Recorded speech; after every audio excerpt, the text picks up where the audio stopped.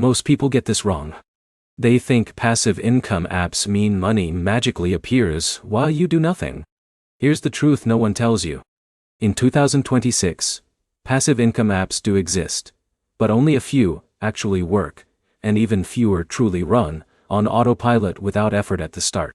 In this video, you'll learn the best passive income apps in 2026, how they really work, and how people like Alex and Maria are using them to earn small but steady income streams while sleeping or working.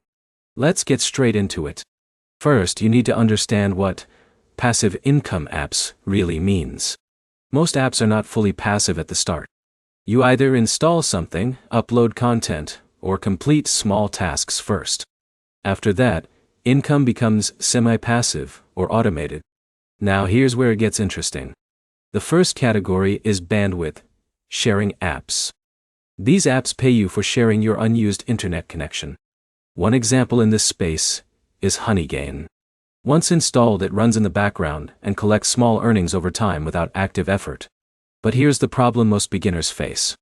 They expect fast results and then quit after a few days. These apps are slow at first, and earnings depend on your location and internet usage. Consistency is what makes them work. Now let's move to the second category. This is content-based passive income. Apps and platforms in this space allow you to upload photos, designs, or digital products. One example is stock platforms like Shutterstock, where creators earn every time someone downloads their content. You do the work once, but it can pay you repeatedly over time. Imagine someone like Jake uploading simple smartphone photos of city life, coffee shops, or travel spots. At first, nothing happens. But after a few weeks, one or two images start getting downloads, and small passive earnings begin to build.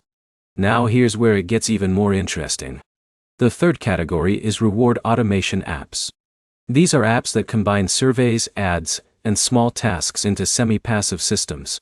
They are not fully automatic, but they require very little skill and can run in short daily sessions. But here's the reality check. None of these apps will replace a full-time job.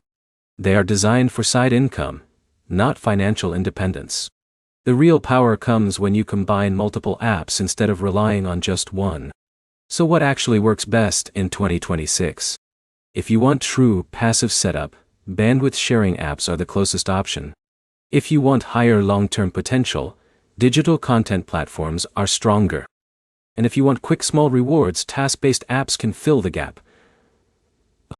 The key is understanding that passive income is a process, not an instant result. You set it up once, optimize it, and let it run while you focus on other things. To wrap it up, the best passive income apps in 2026 are not about doing nothing. They are about doing small setup work that pays you repeatedly over time. If this helped you understand how it really works, like the video, comment which app you want reviewed next, and subscribe for more honest breakdowns like this.